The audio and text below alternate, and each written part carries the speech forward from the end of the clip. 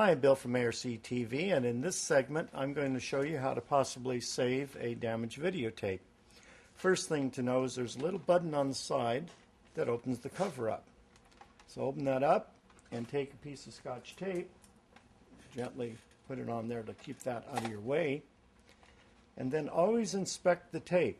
Make sure there's no grease on it, because if you put a tape back in that's picked up grease from the inside of your machine, it will smear it all over the heads, and then you'll need to have it professionally cleaned. So if there's no grease on it, you can just simply twist it back into the cassette. Also make sure it's not too wrinkled. If it has too many creases, it may be a problem also. In that case, you'd have to cut out that piece and resplice it, which is a whole nother matter.